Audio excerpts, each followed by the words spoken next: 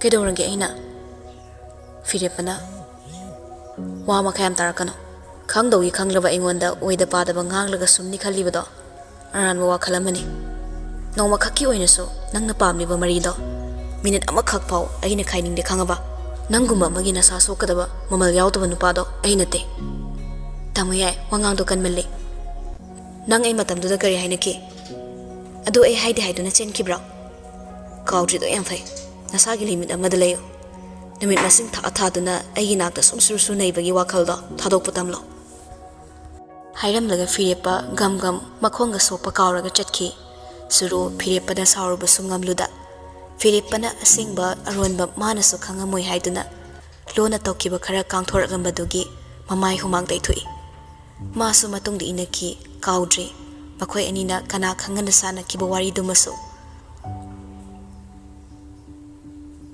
Nangse aigini haina Laibakta tamlamdrabaso Aigi khubak mayida ibiramdrabaso Thamoi sinadi nangbu lachari Hanjinna nangbu nungsi nangbu lachari haina namangdu thokpasu pamdre Uthokluriba itausina Ohen kibayay aranba lamchat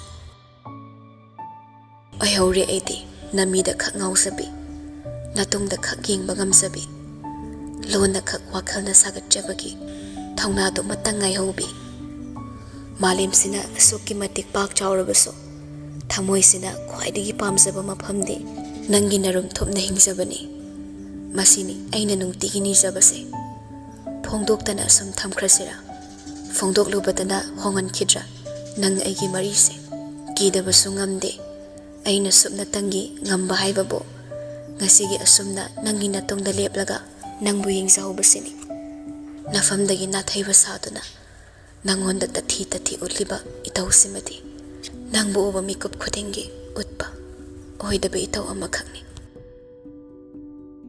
Brazagu maya thauraba nangi natauda Aina chaina masin thingamda khanglabaso Thamoisina karigi ithotpagumna Nangi saktam ubada pangthaki Nangi daibangda changningli Thamoida laiba kibasisu nongmagi hengalai Aduga nongmagi nangbu tamthina nungsibasu helakli Brazalakta chumthang thibagumna koichachali Chokthaba naida angaubisi Karigumbadasu maning khangan halai Aduga karigumbadana Brazadubu paisinge tauri Tamna Kaurakpaduda ikhang khangduna masado kitang chongkhali Magi duty taminariba miduna mateng tawhaningbagi lepna mangliba tamna bo haudorakpani Tamna suprabab changsilaga mayamdugi serve tauri punna thabak singda hotnamine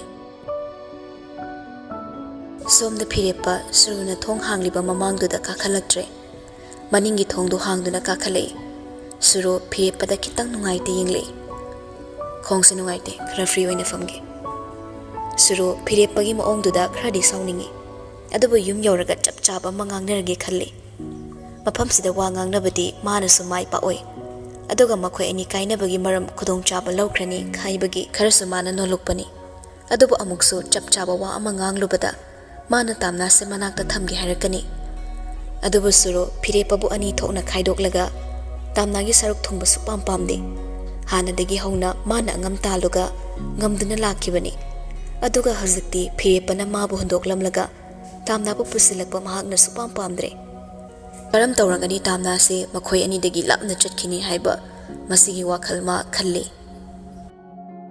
Yum yorakle phirepa masu gari dagi kumthakre Shurudi gari de kumtharakte asum naire Ai thaba mafam nangaktang yawramkige Aduga aigi side lomgi mi amasu nagadabale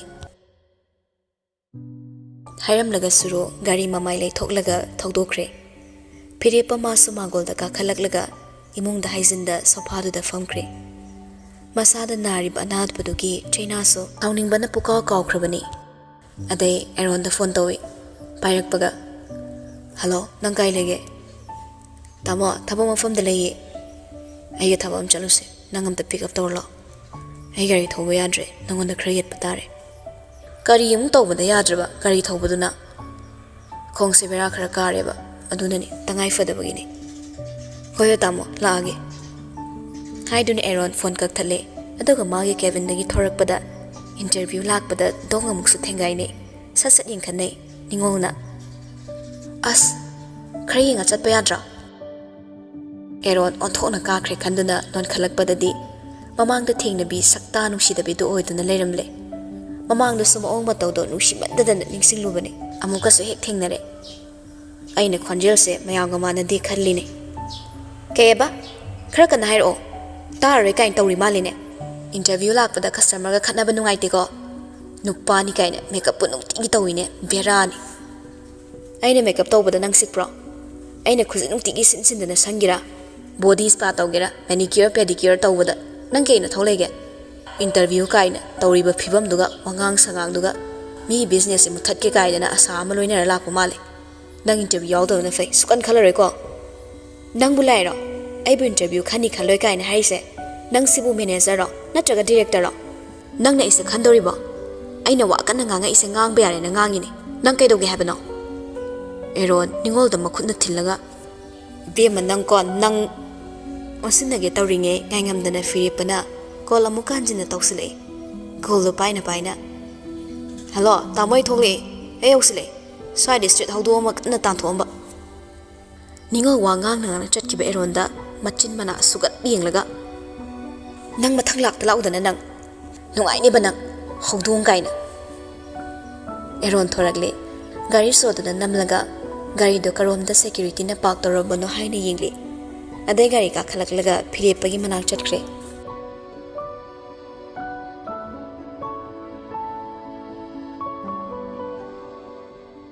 somda suru ningkhomba topa country dagi thorak pangasi Manipur da yoraklani haibagi airport ta laklibani gari dai kumtharamdai sunglass ama machimbal da mask amaga kachu kumen mayam dagi top paga changi Suru nokmi magi gari makhongda ngairi Nikhomba masu maya maraktagi surubu khandokpadi arubu oide aduna masu changsilaklaga suruga lengonne welcome tongne suru nikhomba gi trolley do maningi gari ki thongdo hanglaga hapkat minaraga anido gari da ka khatlagle nikhomba yam ludaba minor cosmetic surgery ga tawrubagi athongna su phajaba haidu oikhre kuchu komen ga phasana tongankhre achang baselda suru na puthoklibani Suru pauba phoktuna humge tawi ningkhomba gi anauba sakphamda shuruna sidaidi ani fashion soda nangna pamjaba sauce chopper ambassador oibiyo kaina mayam ama kiu lenglani everything are because of you aidi nangna sembi bani haiba taridana yimda doctor ra journey sang bani na ware aduna yeng fashion unarase adubudi yayi hangchit unaraso nang fashion potharo Akhoi suna plazam sinse lang da bukuire akhoi amani khak tawraga mahausa gum sinba dumai tokse nang leita basa isa siam tuphak tuphai oi hoi kaisu kaidi selyam chaun basidane nat plaza ga to batalle classic kumba da di selyam chawe aduga lang ba ya dine rule suyam le aduna to hotel ma cham thirega ne free ore suya ba nungai na pangthuse e hosi sa sa tension yam le aduna nungai thuk pa me Nangi tension do ina ko han mataridana ahila abanina Suru momondo e asumna lagmina duna ningkhomba gi get fawba suru na ningkhomba bothilei ningkhomba thanam laga masu gari mamai leiduna hankibada lambida amubina ukre magi driver duna su howi amubi khaktana natte mana bi amagi status ta okiba ningkhomba bu ma hojik su kaudre mana pamsari ba izat siga magi mamongla tokthorok ibasiga Ma khara dagi sound sum hingalaklabani Mubina Hoziki nupa dubo ningkhomba haibra album khara kumba model angang du natra ngoba Mani madam ado madam ibe masuruga mo enisi mamangda Thailand du so ekhoi thoibina thingni hai ekhoi tamogi macha nupi ama modeling tambado aduna madam mo ise thabak ka related oidruso khara punba male aini yum kai gi draidan haidrabani Akhoi tadabagi wani miniyam hainare nangna amuk yamna khangamisina karamna angauba latli lagli tawrambadai mayik sengna khangba hairi akhoi thoibigi boroi dawribado nupasi mamanabani nupina selga yam thadai hairi madam wa khara haina hodrabadi tungda kaiba lakadawba sumalena sum kangthorabani madam movie mamong nupida khudakta phone toksili suru pairei Amubina Bema nang buyum da halabo Ima, ay di modeling ki class makan tori ay kon torake angang singga su pulli. Pare adudi. Ima ga horen yum dahalaglaga ne wari masana si tawbani. Tawzaro. Amubi phone kak thali. Adobo arsuk mangonda minamba mamau sigi wangangda. Mamang gi thaudok singdo mamau na mangonda oidaba nganglabra. Sum chingna bahoragle. Thazaba haiba sitabu oidaba amuk pungangbada phakrabadi. Thazaba sukmam hengamde haiba kumna. Thazadaba sum helaglema.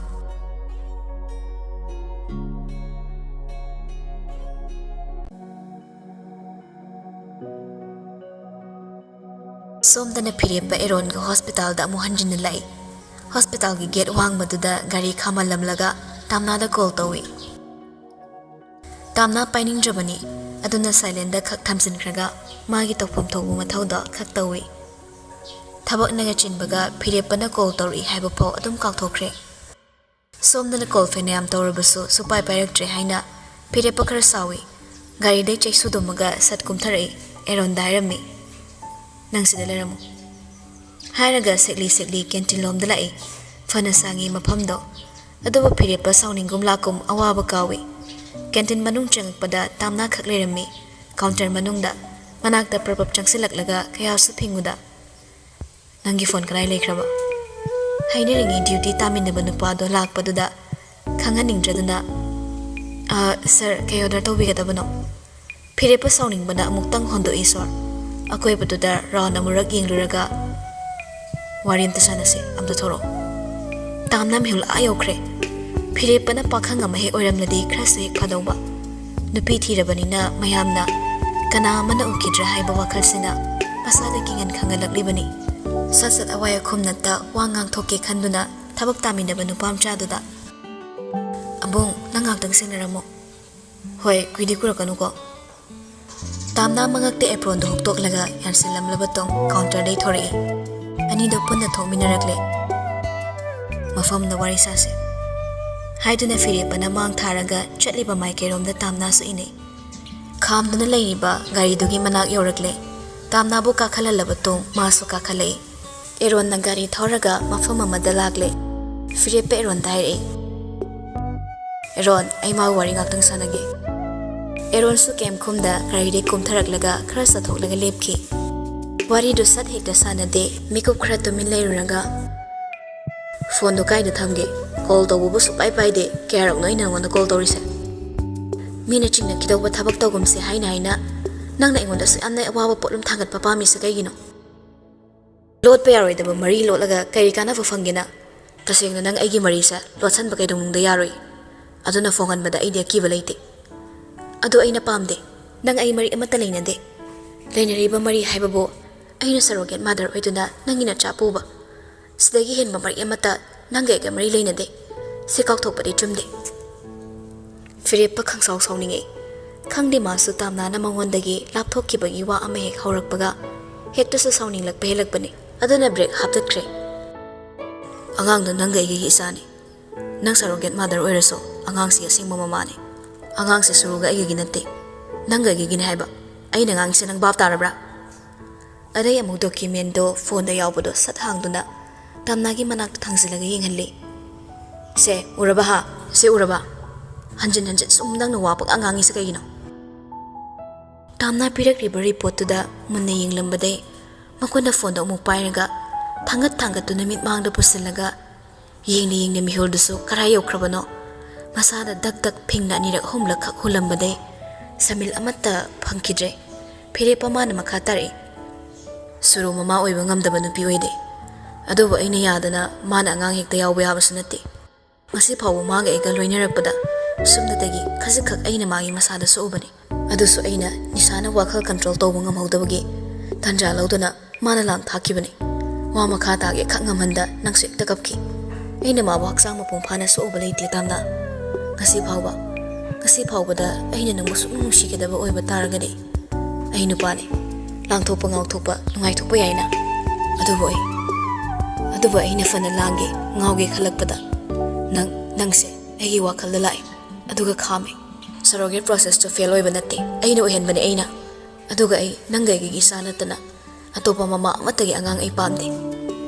Tamna Tamna surma pihole mangda chap manare masada thokliba angakpa thodokse tawfom khangdabagi makhut yetuna chimbada thangalaga sru neirami firipa tamnagi makhutto ta paiduna thangtharaga nangai prinsidagi chatkhiba yaroi aina nangbu thado ai tamna aduga nangna su chatkige hairakano asuk wana si yauna aina silakpase nang irai lai thokna chatkhiba yaroi karigumba nangna nangi prinsibu ka thoamduna chatki haina khalaklobade aina nangbu su blackmail torokani nangna ibu fatte harabasu ai sauroi aduwa aidi nanga kaina bangamole tamna khumkidre ma tarang amada laikre masado phirepa naksinda tamna gi gyan tadaba phibamdo yengna tamna na wakhal tarak bangairi tamna su wakhal sukta tadabagum magi tumin leifam thokpa laikre phirepa taptharaklaga masa nomduna hawdoi tamna phirepa na ugadra khanba phibamdudagi tonganba phibam amada oina olai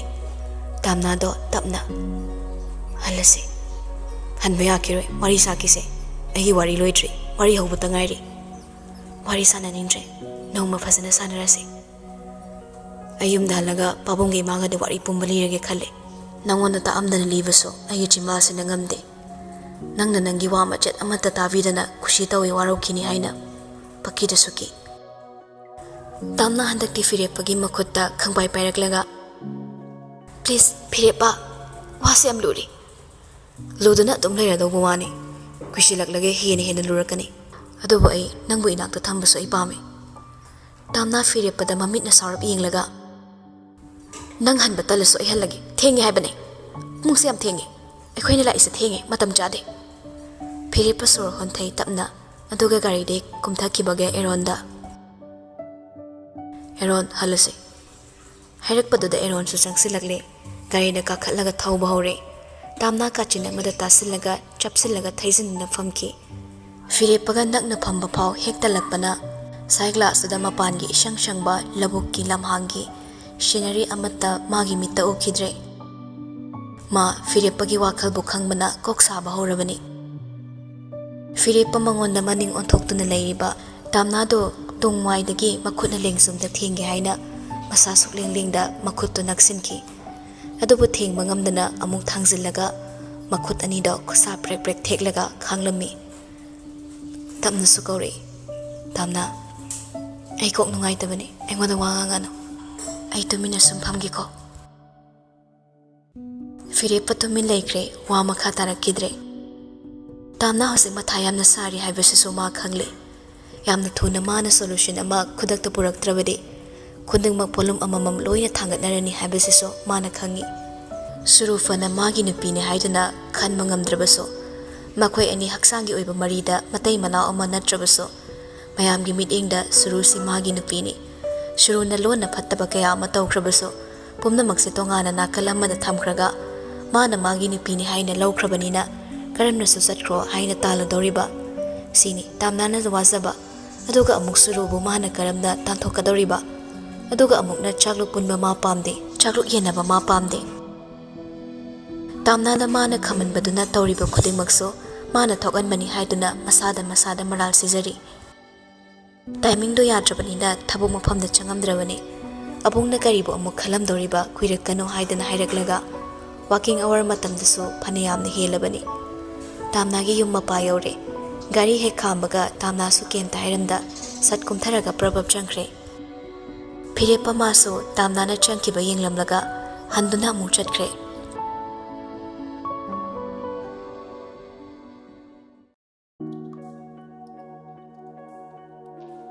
ahing nongyai sabukni amasu amatta pothanade phirepa su balcony da lebli tamna su mangol machi da phammi leibak da phi amata tharade leibak makha da ngek phamthai ningol su mikap thorakpada thong hangi haina thorakpani tamna na mathai sa saraga jagat ki awaba khudingma magi kokthakta thangatpagum sor iwawa na holaga mangduna phamlambadu ure masu tapna manak changsilaga manawgi lengsumda makhut namana pairaga masu phamtharei tamna machi da yengna ira thanglei che ai kokse kemta thoktre ai mathai am sari che kaidorage se iche da hayoba che aina phirepa bo sonu shiru ingamdre ai phirip ba sum nungshiraga leiri je mabu kauthoknaba isana isada warakchabada hena nungsiro haibagum thokre je ai se yum thokai bi Lonabi dura haiduna hiki kappaga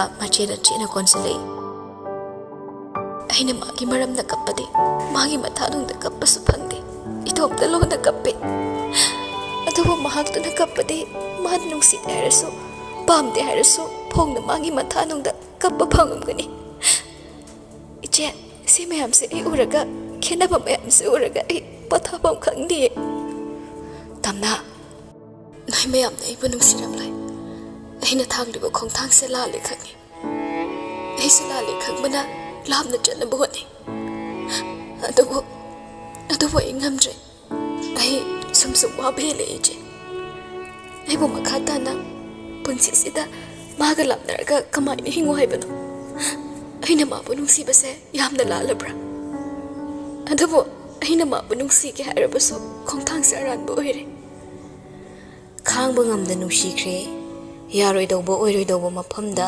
heli nungsi base matagum hena phirepa mangonda lukre ahing tanglo athengbadana matha mayam se mitta sangsang mayek lan holakbana amuksu puba ngamda kapche magi maramgi lona kapchaba nomata sumhaknade magi maramgi kapli haina nungshini yenglakpa kawba leitre phirepagi matha nungso magi matha nungni lawzaro sinaraktre asum omchak handuna khyam kuina bo khangkidoriba magi saktam uragana kalakpa sauning boy warobuna thumat hanna phau yenglude aduga mana tung hek onthokibadana kegi aso kalakna mabu sokningluriba nungsiba nangse ngaktinga iko asuk wana so alhalle wakhal sida thidluna leikre magi mangakta mayek singna kokhinaba chamthok pasimade sukoi oithoklaroi macheda china konsilaga hik kappada ningolna su konsinbiraga themje hanjin nanganduda nanthabi ichena dakpham naine engonda phuraso ai kepta kana balaitre iche aina mabu kaw ngamdre wow kaduri pase ayang ne khangna aina suma jage haidana magi batung ining da basaduna illi tamna to nangidi chele isidi magi mamangda nangna kappa ngamdrebaso phongna magi mamangda kappada nangna samaski rebaso sumaina kappo sumaina nangidi cheleiri mana nangi fana lepaktrabaso ai lei nangide ai leiri phirepa ngasigi pothadre mit uisinbasu yade tamna sum ningsingabadagi ma phone tawsile phirepa makokta makhut namana namboi nalboi sane ma tafom khangdre phone phange pairakta ngasai mana lehoba phibam duga nongmata sumagi mamangda kapning na pena kapthokpa ngamkidrabani mabu thembasu changsin mangamde mana changsilakano haina ingit hekta pirakpana phirepa muksu call tawsile hanjin tawsile ningoldo ina paikhale hello phirepa kelera phirepa kitangdi khoktakne ningol tamna du kapra mana kaptaba nanga kari mari lenage mana kapaso ina thengmani phirepa nang leinariba condition se kemta khang mangamdabra nangi aranba khongthang amana wahaliba mayam se nga kemta khangdabra nangna tawri mayam se nangsina kok yawdabra angang sida nangna biriba waba mayam se kaino nangi khoibe mana wari mayam se kemta uba ngamde ningol ai khuding mak loina khangi mana inu shibusu khangi mana iga lapnaba ngamoi haibusu khangi ai pumna mak loina khangi ai loina ui aduga kaigino hanjin nangna sana ningba maongda sanage khalise magi asonba matawse nangna khangkibana yarani haiduna tawribra adumna tawrambo oiraba aina nangbo hatokpa ngamakpasu yai phirepa sipumna maksa tawraga nang kai kana ba phange nang suwai ma suwa imung manung supumna mokwai phirepa tapna ningol pumna maksigi maramse malem sida aini hana pamjakhiba misakti ma oikide adubo maga thengnarubadagi malem sida aya topa kana amabo handuna suging ningkidre noi mayam changduna angangduda fuba cheba tawrungano noine he khopangna se tharambada aina mabu puduna lamna chatkini noi kanamtana thiba fangoidaba mafamda